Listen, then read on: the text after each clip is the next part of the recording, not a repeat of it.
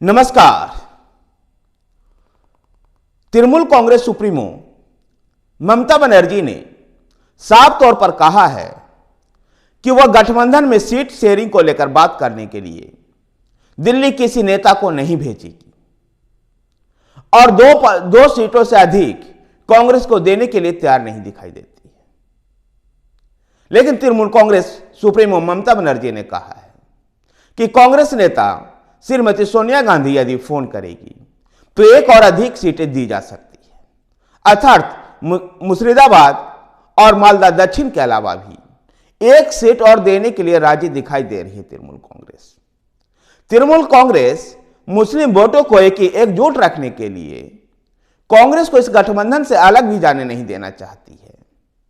तो वहीं पर कांग्रेस को दो से अधिक सीटें देते हुए भी नहीं दिखाई देती और इसको लेकर के बंगाल कांग्रेस के अध्यक्ष अधीर रंजन चौधरी और तृणमूल नेताओं के बीच में कई बार बयानबाजी भी हुई, लेकिन फिर भी कांग्रेस को दो से अधिक सीटें देते हुए तृणमूल कांग्रेस दिखाई नहीं दे रही है, जबकि कांग्रेस का मांग है 6 से 7 सीटों की।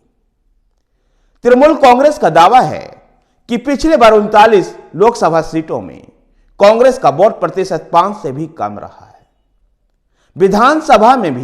विधानसभा चुनाव में भी पार्टी का प्रदर्शन बेहतर नहीं था।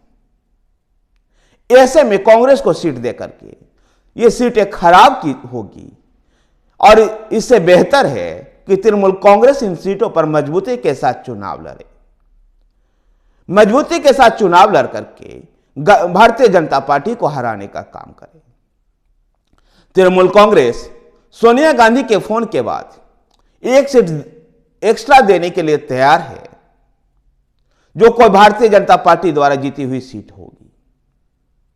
तो दूसरी तरफ तृणमूल कांग्रेस इसके एवज में असम की 2 सीट और मेघालय की 1 सीट पर भी दावा कर रही है। मेघालय में तृणमूल कांग्रेस का तर्क है कि कांग्रेस से अधिक वोट प्रतिशत तृणमूल कांग्रेस को है मेघालय में और इसलिए मेघालय की 2 में से 1 सीट तृणमूल कांग्रेस को दिया जाए। तृणमूल कांग्रेस गोवा के भी 1 सीट पर नजर लगाए हुए है, लेकिन उसके लिए दबाव नहीं डालेगी वो कांग्रेस पर।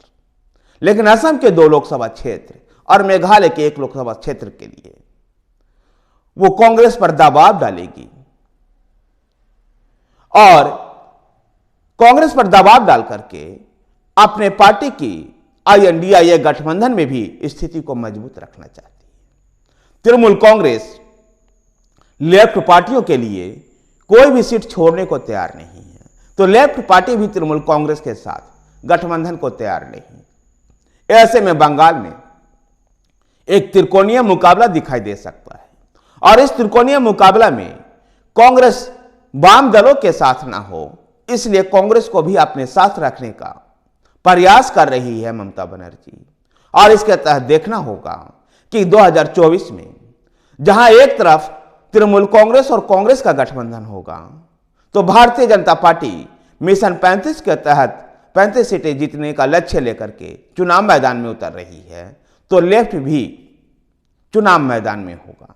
बंगाल की जनता क्या फिर से एक बार दीदी पर भरोसा करती है या कमल खिलाने में योगदान देती है?